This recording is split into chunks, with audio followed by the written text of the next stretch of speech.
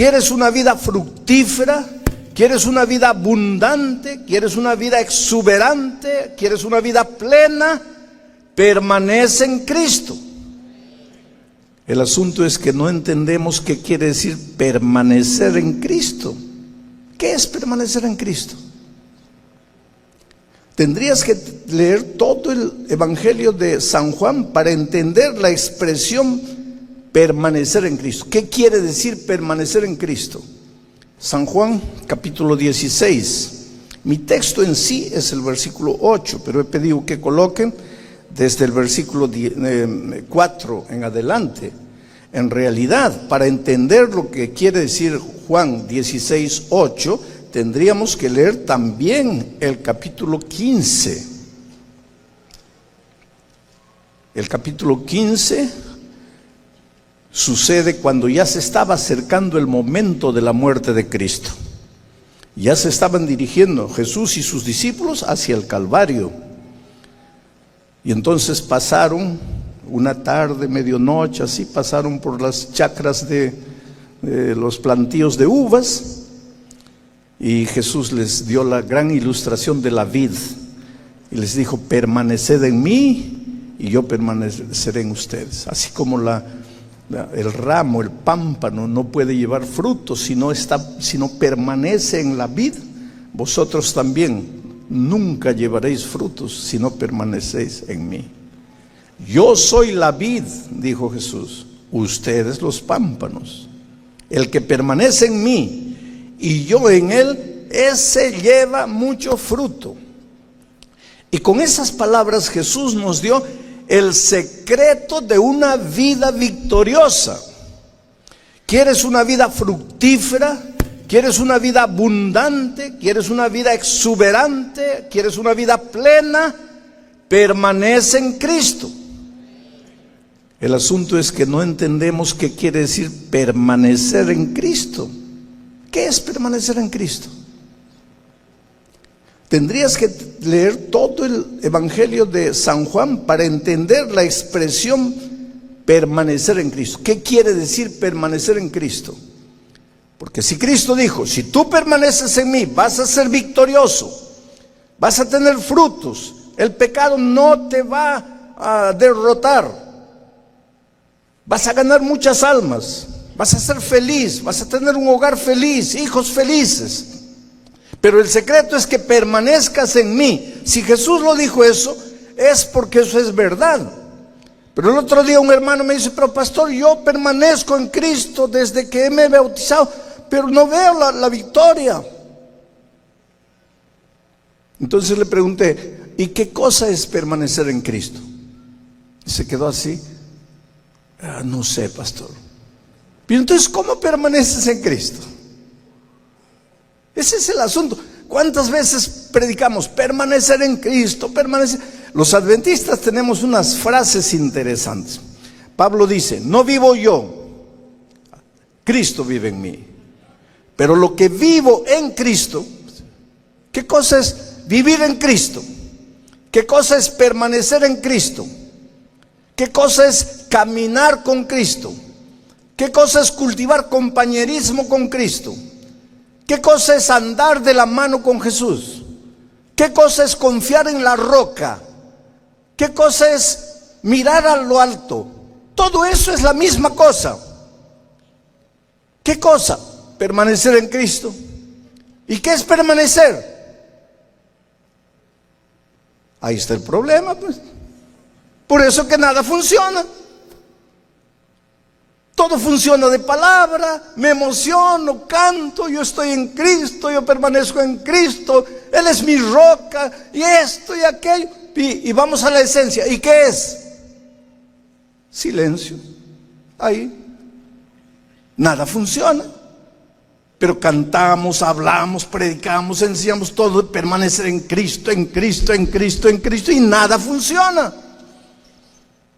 Porque no entendemos. Y hasta ahora no he empezado mi sermón. Todo esto es introducción, porque el sermón es Juan 16, 8. Recién estoy comentándoles lo que dice el 15. Permaneced en mí. ¿Por qué Jesús les dice permanecer en mí? Porque ya se iba a ir. Ya estaban dirigiéndose al Calvario. Ya Jesús iba a morir. Después, cuando resucitara, quedaría solo 40 días y se iría. Durante 3 años, ellos se habían relacionado así. Se miraban al rostro. Los discípulos tuvieron un privilegio que los profetas en el Antiguo Testamento no tuvieron y que nosotros hoy no tenemos. ¿Qué privilegio tuvieron ellos? Que ellos caminaban con Jesús, veían con Jesús, paseaban con Jesús, comían con Jesús. Ellos vieron con sus ojos los milagros de Jesús, escucharon con sus oídos las palabras de Jesús. Los profetas no pudieron hacer eso, porque el Mesías no había llegado. Y nosotros tampoco podemos tener esa convivencia con Jesucristo, porque cuando nacimos Jesús ya no estaba. Pero Él dijo, si quieres ser victorioso en la vida, tienes que permanecer en mí. Y Él se los dijo cuando estaban yendo al Calvario: permaneced en mí, yo permaneceré en vosotros. Pero ¿qué es lo que Jesús quiso decir? Ahí tendrías que ir para la epístola a los Efesios. Y Pablo explica en detalle lo que es permanecer en Cristo. Y básicamente, permanecer en Cristo, andar con Cristo, caminar con Cristo, tomar la mano de Jesús y caminar con Él, permanecer en la roca, edificar en la roca.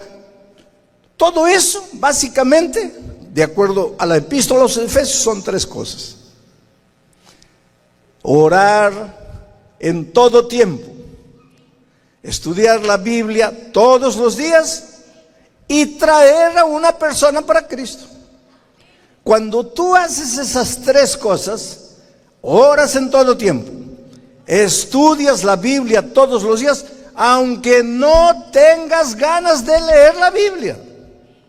Y cuando vas y buscas a una persona y la traes a Jesús, cuando haces esas 3 cosas, estás permaneciendo en Cristo, estás edificando en la roca, estás viviendo en Cristo, estás caminando con Él, estás andando de la mano con Jesús. Pero cuando haces esas 3 cosas, ahora si tú cantas media hora en pie, Señor, yo permanezco en ti, yo confío en la roca que es más alta que yo, lloras, te emocionas, pero no oras, no estudias la Biblia y no sales a buscar a una persona para Cristo, pues no permaneces en nada. Todo es boca, palabra, palabra, palabra, pero en la realidad no permaneces en nada. Y es por eso que la victoria no aparece, es por eso que los frutos no aparecen. Pero ahora, con ese contexto, vamos a entender lo que dice a partir del versículo 4. Jesús les dice, porque todo esto que yo les dije se los dijo en el capítulo 15, ahora entramos al 16. En el versículo 4 les dice a sus discípulos: mas os he dicho estas cosas para que cuando llegue la hora. ¿A qué se está refiriendo ahí cuando dice para que cuando llegue la hora? ¿A qué hora se está refiriendo? Que me vaya, para que cuando llegue la hora, para que cuando yo me vaya, os acordéis de que ya os lo había dicho. Mira cómo el maestro dice: les estoy diciendo ahora, para que cuando yo me vaya, ustedes se recuerden lo que yo les he dicho cuando estaba con ustedes. Y sigue diciendo: esto no os lo dije al principio, porque yo estaba con vosotros. ¿Para qué necesitaba hablarles de qué significa permanecer en Cristo, andar en Cristo? ¿Para qué necesitaba hablarles del Espíritu Santo si yo estaba con ustedes? No necesitaba. Siguiente versículo, porque es del 4, después viene el 5, ahí. Pero ahora, miren, voy al que me envió. Está hablando de su ida. Pero ahora voy al que me envió, y ninguno de ustedes me pregunta: ¿a dónde vas? Versículo 6. Antes, porque os he dicho estas cosas, tristeza ha llenado vuestro corazón. ¿Por qué? Porque les he dicho que me voy. Pero ¿por qué tienen que entristecerse? Si ya les he dicho que me voy, pero no me voy. Ahí los discípulos se quedan medio confundidos. ¿Cómo es? ¿Te vas o no te vas? Y Jesús le dice, me voy, pero no me voy. Pues Señor, explícame mejor, ¿te vas o no te vas? Y ahí viene el versículo 7 y dice, pero yo os digo la verdad. Os conviene que yo me vaya, porque si no me fuere, el Consolador, ¿quién es el Consolador? Él ya lo explicó en el capítulo 14. El Consolador no vendrá a vosotros, mas si me fuere, os lo enviaré.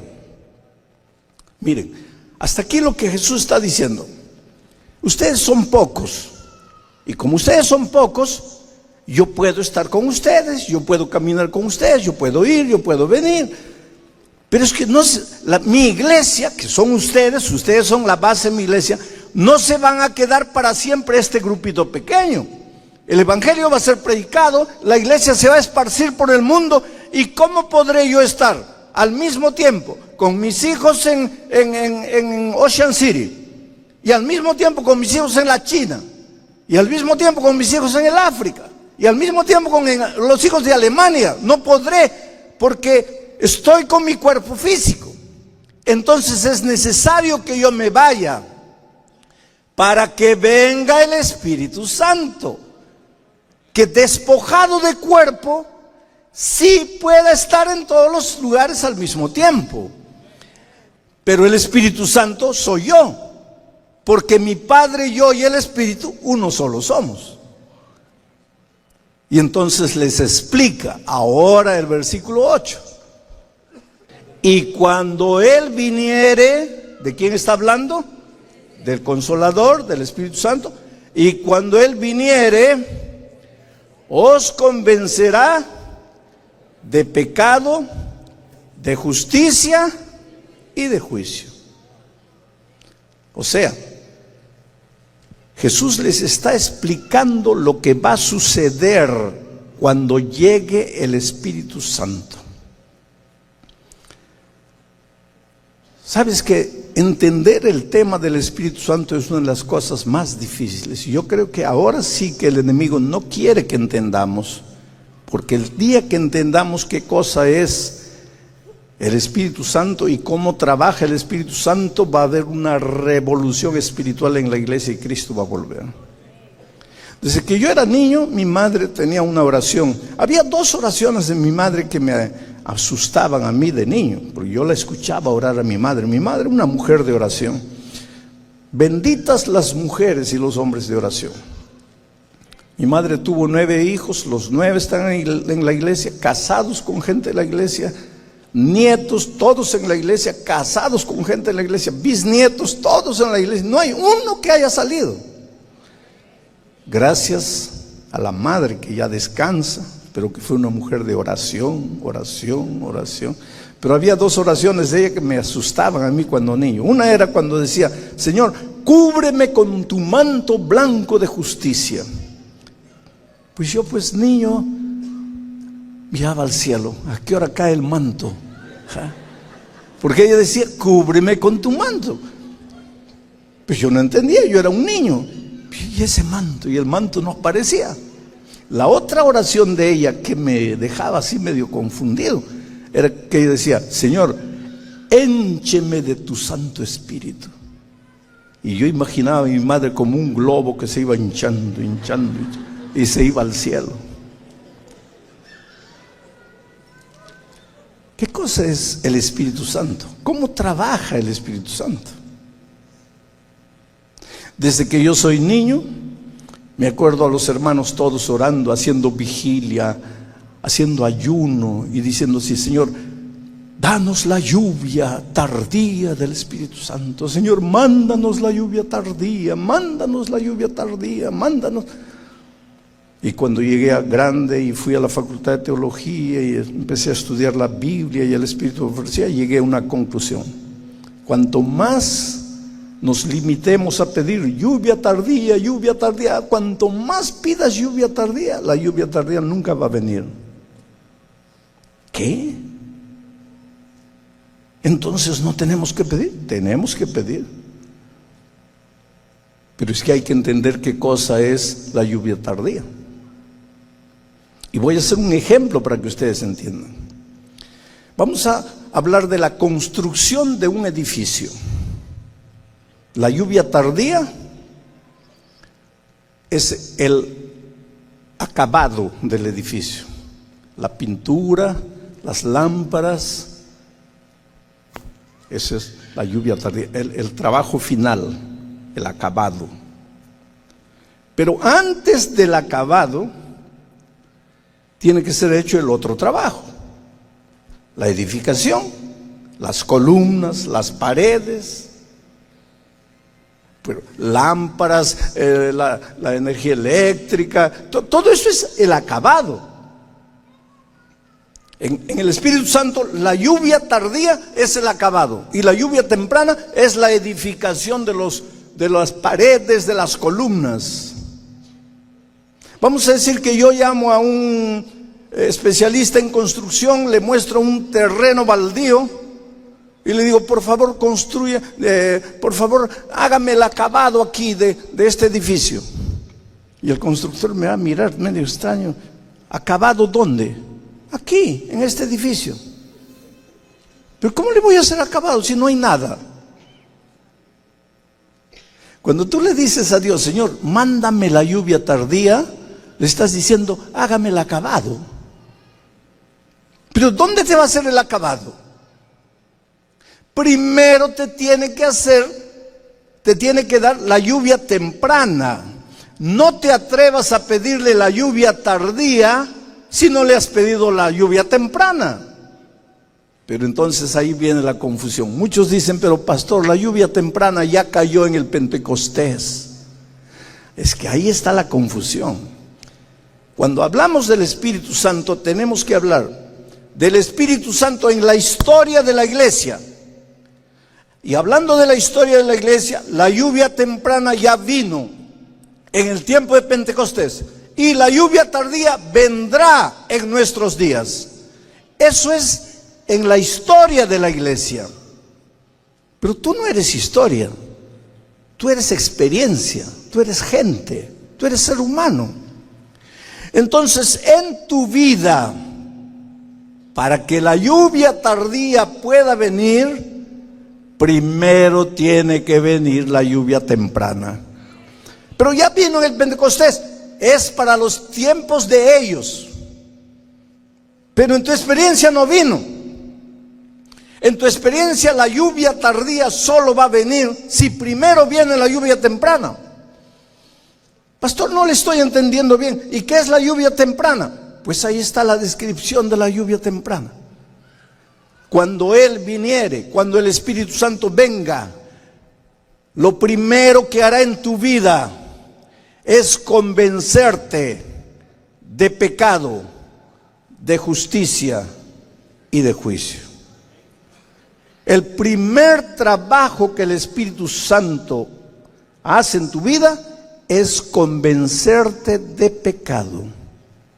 Después te va a dar la lluvia tardía, que es el poder, la fuerza que necesitas para vivir y para terminar la predicación del Evangelio. Pero el poder es la lluvia tardía.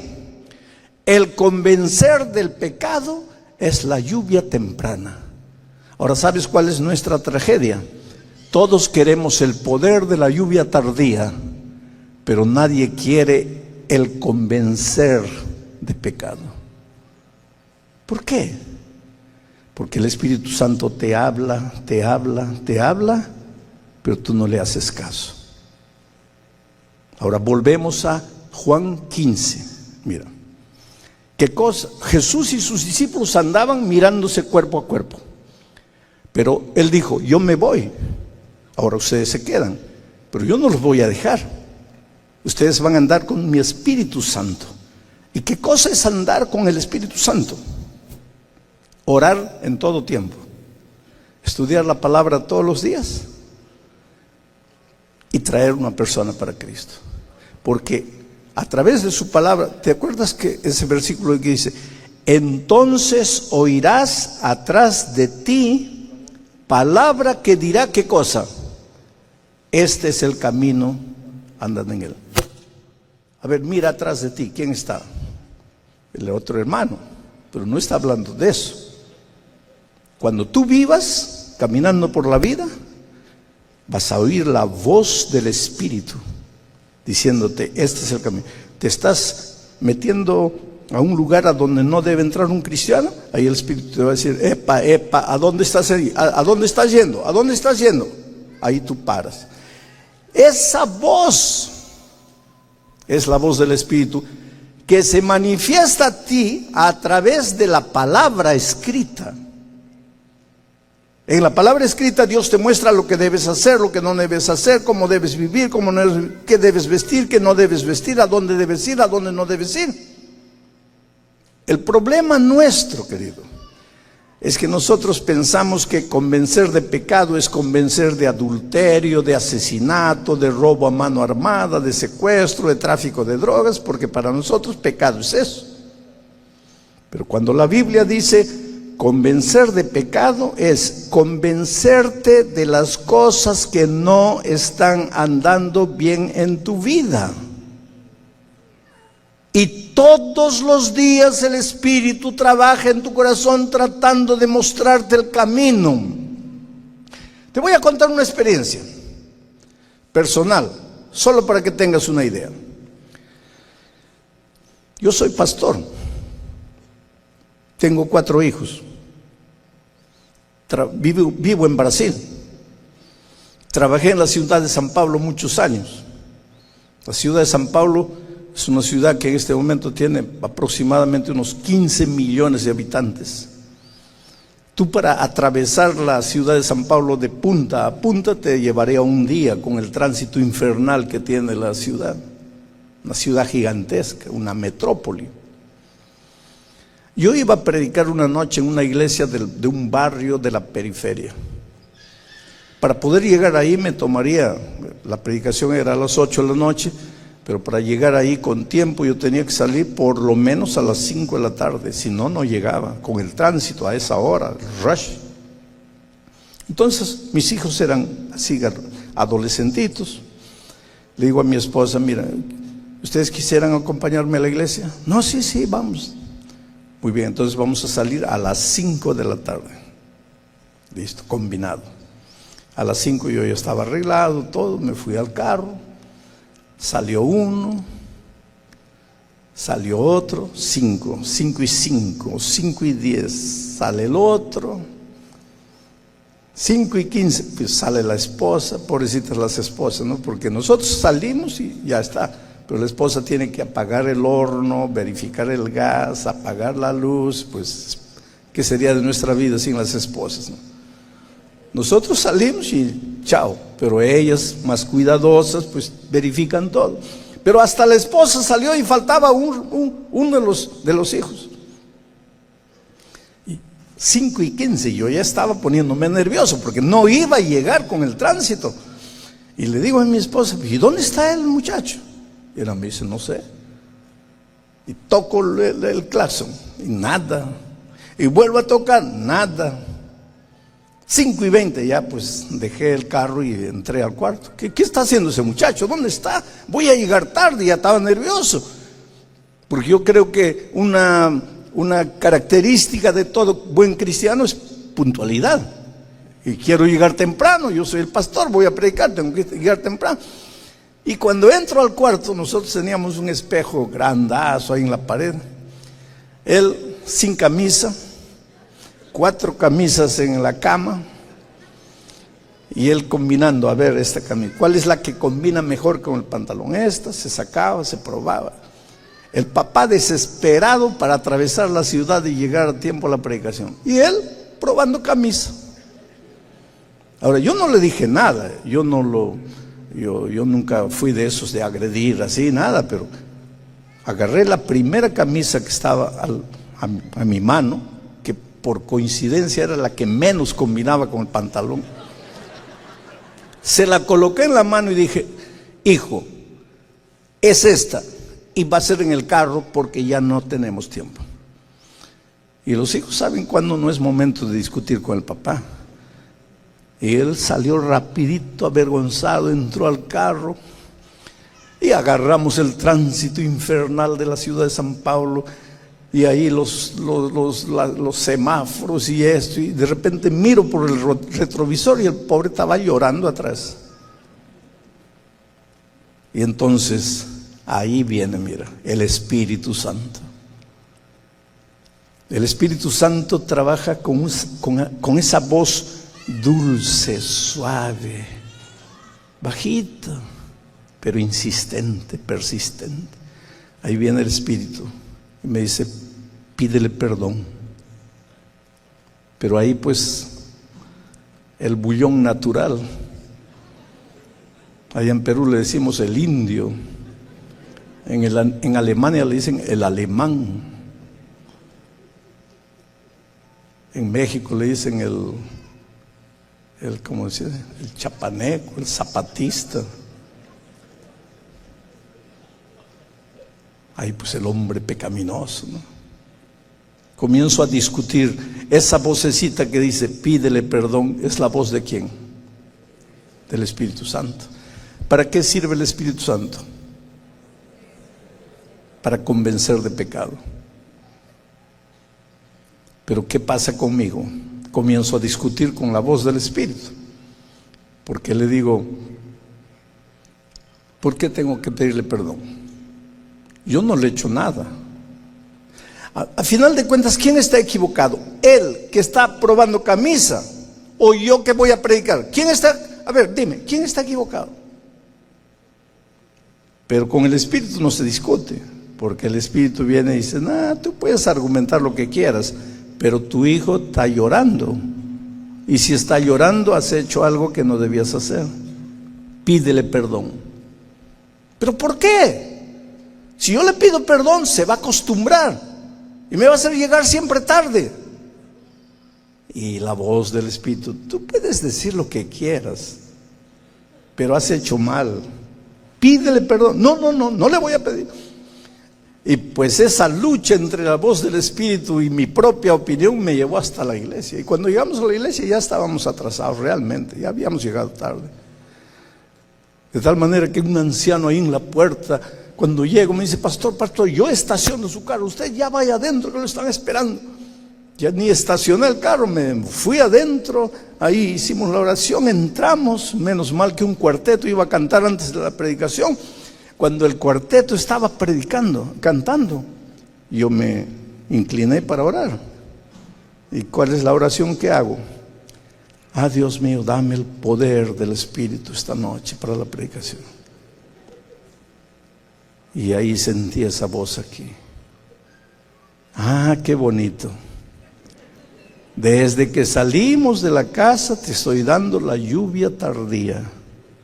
Perdón, te estoy dando la lluvia temprana, pero eso no te interesa, ¿no? ¿Para qué lluvia temprana? Lo que tú quieres es poder, ¿no? Qué bonito poder. Pero yo te estoy hablando y no me haces caso. Ese es el problema nuestro.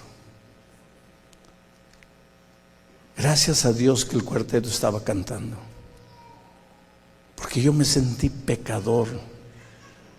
No había asaltado, no había secuestrado a nadie, no había cometido adulterio, no había matado a nadie, no había robado a nadie, pero había pecado y yo no quería reconocerlo. Y ahora yo quería el poder del Espíritu, la lluvia tardía. La lluvia temprana no me interesa, eso ya fue el Pentecostés. Yo quiero la lluvia tardía. Me levanté, salí por atrás, le dije un diácono, hermano, llame a ese muchacho que está con camisa verde ahí. Trajeron a mi hijo. Y le dije, mira hijo, perdón. ¿Por qué? No sé, hijo, porque te hice llorar. Pero tú no tienes la culpa, yo tengo la culpa, te hice demorar, ahora estás ya atrasado. Hijo, no quiero saber quién tiene la culpa, yo quiero que me perdones. Yo voy a predicar ahora, no quiero que veas a un padre nervioso, intransigente, radical predicando.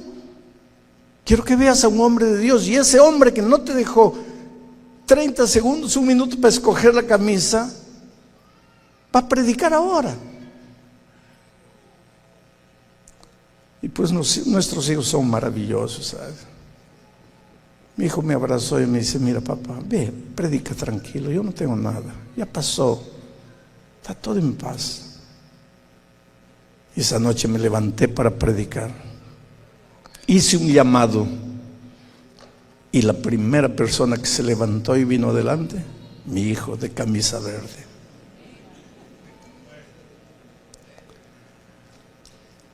Sí, mi hermano, amén. Pero cuando peleas con la esposa y llega la noche, y tú te acuestas mirando al oriente y ella mirando al occidente, y el Espíritu viene y le dice: pídele perdón. Y tú le dices: ¿por qué? Ella gastó más de lo que tenía que gastar. Ahí el pobre espíritu se va donde ella. Mira, ya vi que él no te va a pedir perdón, pídele tú. ¿Por qué? Yo no hice nada, fue él que me gritó. Ahí el pobre espíritu vuelve: oye, ella no quiere, pídele tú. No, yo no, ella se va a acostumbrar. Ahí el pobre espíritu: mira, él no quiere, ve tú. No, yo no. Al día siguiente, sábado, vienes a la iglesia y los dos arrodillados: Señor, mándanos la lluvia tardía del Espíritu. ¿Qué lluvia tardía quieres? La lluvia tardía es una consecuencia, es un resultado, es el acabamento, el acabado. Pero la lluvia temprana quiere edificar, construir el edificio, y tú no dejas.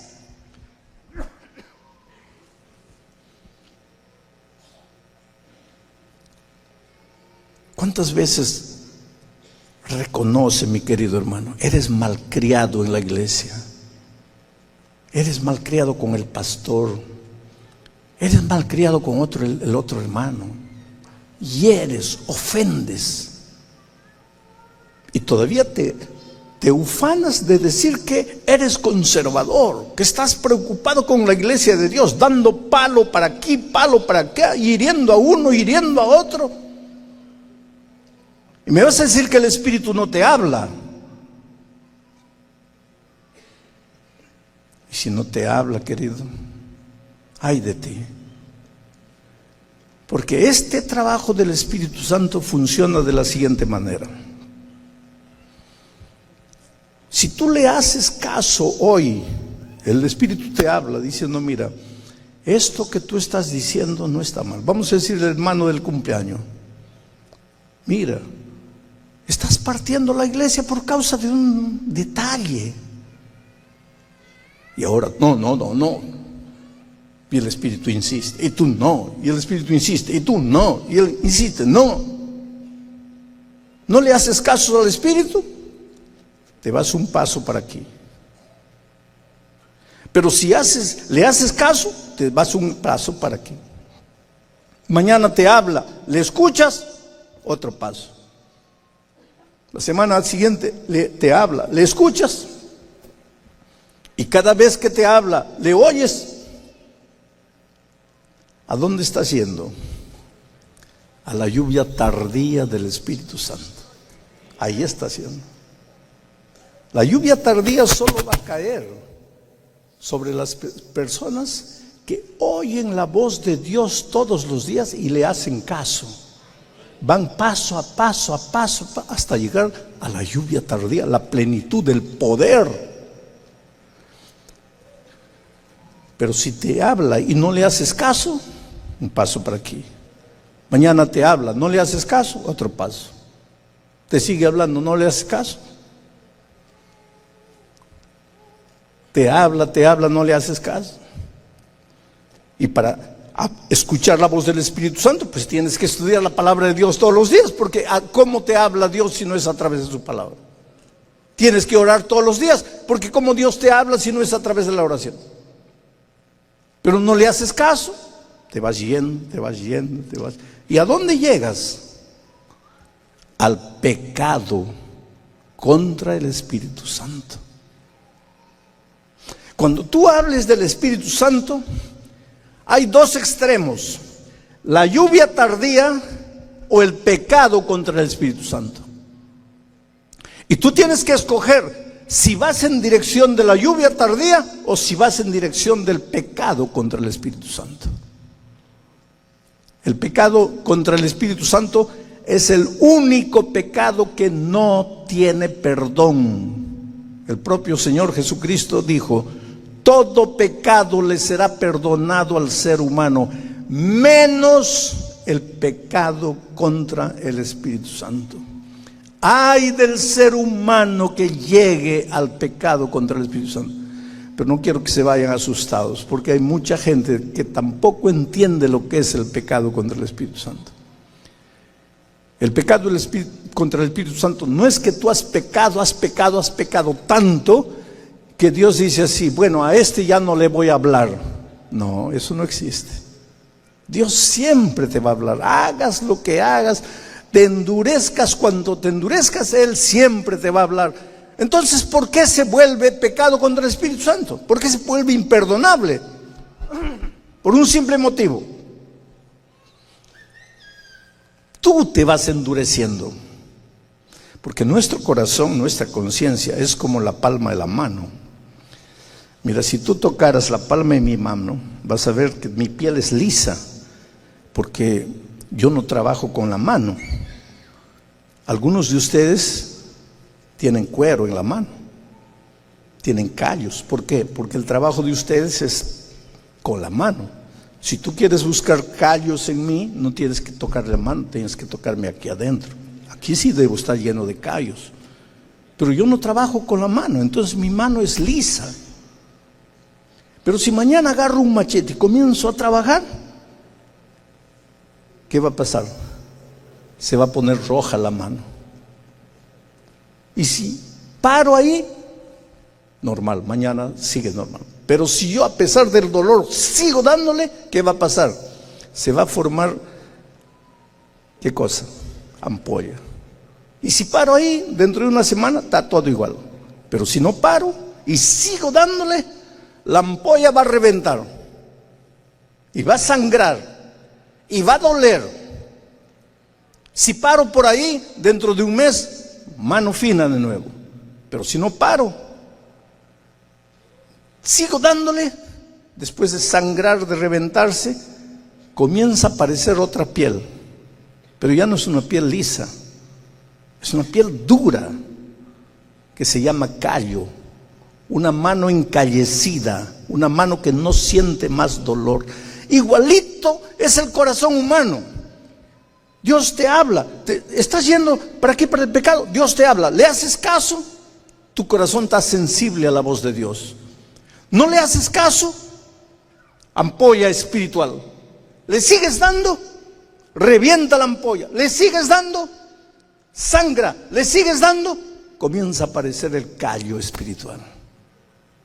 Y llega un momento en que cruzas la línea, llegas a un punto, no que Dios no te habla más, porque Él nunca te va a dejar de hablar.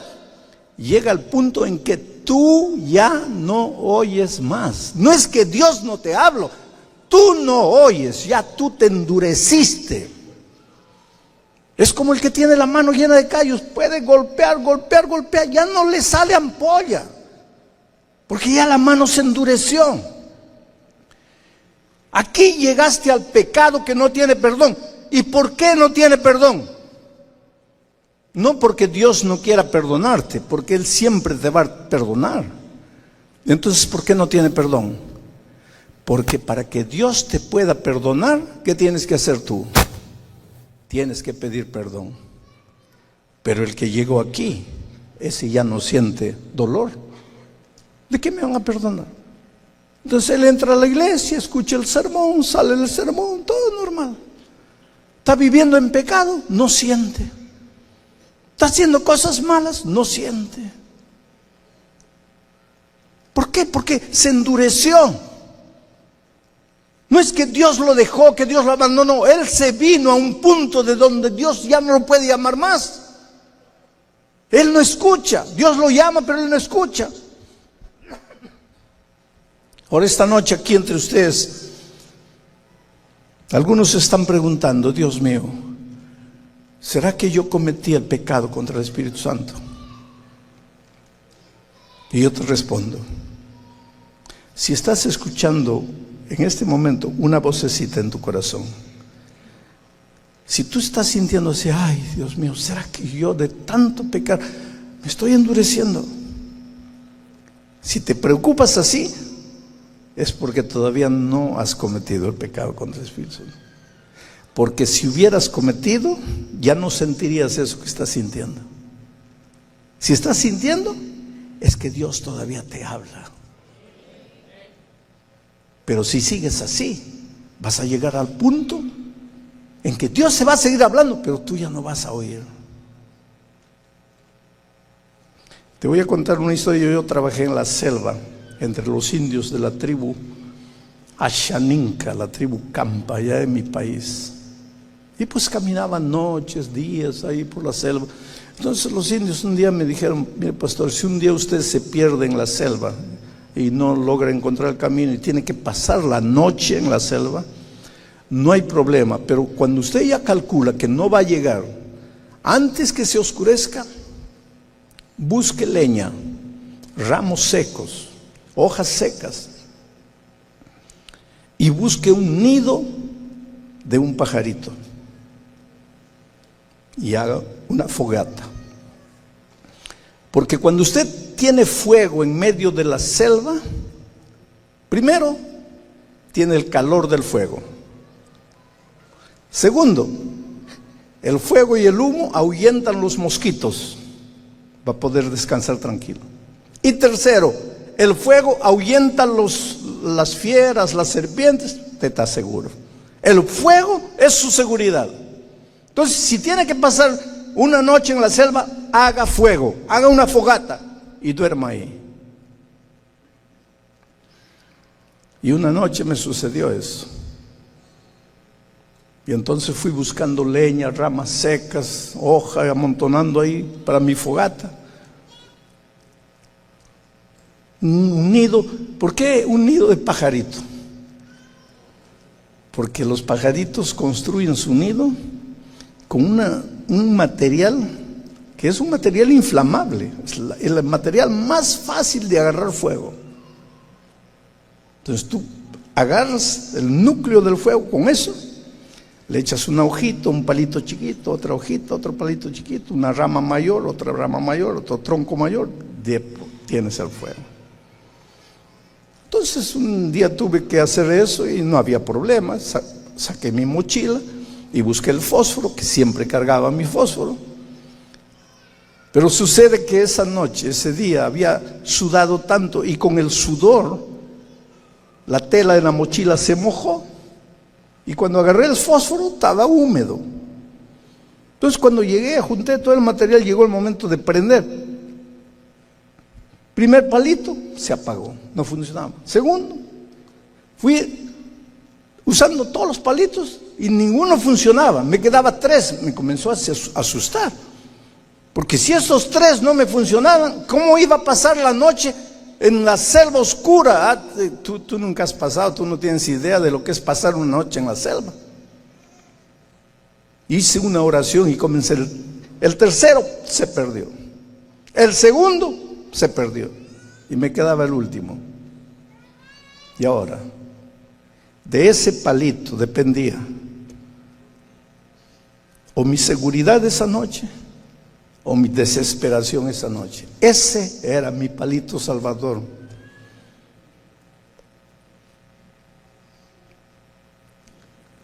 Me acerqué, risqué, brotó la chispa y se fue a la pelusa del nido y comencé a soplar suavemente y la chispita se fue yendo, la pelusa del nido agarró. Comencé a soplar más. Una hojita, comenzó a arder la hojita. Otra hojita, otro palito. Soplé más. Y de repente la llama comenzó. Una rama, otra rama. Ahora tenía una fogata. Estaba seguro. podía pasar la noche. ¿Qué te estoy queriendo decir? Si tú has jugado con el Espíritu Santo mucho tiempo, si el Espíritu te ha hablado y tú no le has hecho caso, porque nosotros, querido, solo pensamos en la lluvia tardía. ¿Qué lluvia temprana? Y nos vamos endureciendo y endureciendo. Pero si esta noche tú sientes en tu corazón como diciendo así: quiera Dios que yo no me haya endurecido. Y si estás sintiendo eso, es que no te has endurecido, pues el Espíritu te está hablando. Tal vez te quedan los últimos 3 palitos. Tal vez te queda el último palito. Tal vez te queda la chispita. Agárrate de esa chispita. Porque si se te apaga, estás perdido para siempre. Agárrate de esa chispita. Es tu salvación. Yo sé que esta noche a muchos de ustedes la voz del Espíritu Santo les habla clara y sonora. A otros menos. A otros menos. A otros mucho menos. Agárrate de la voz del Espíritu. Dile: Señor, yo no quiero jugar más con el Espíritu. Yo quiero oírte, yo quiero obedecerte, yo quiero hacerte caso. Que este sea el punto de partida de una nueva experiencia. Hoy es el día de buena nueva. Hoy es el día de salvación. Oh querido, Dios te ama. Dios quiere que cuando Jesucristo vuelva tú estés en el grupo de los redimidos. Por eso la Biblia es un libro de llamado. Te llama, te llama, te llama. Es una invitación a la entrega, a la reconsagración. Tú no eres nada sin Cristo. Tú no eres nada sin la voz y sin el trabajo del Espíritu. Y el Espíritu te está llamando. Yo te voy a hacer una invitación en el nombre de Jesucristo. Si quieres decirle a Jesús esta noche: Señor, por favor háblame, sígueme hablando, no dejes de hablarme y ayúdame a obedecerte, a oír tu voz y a caminar con pasos firmes hacia la lluvia tardía. No quiero ir hacia el pecado contra el Espíritu Santo. Señor, háblame.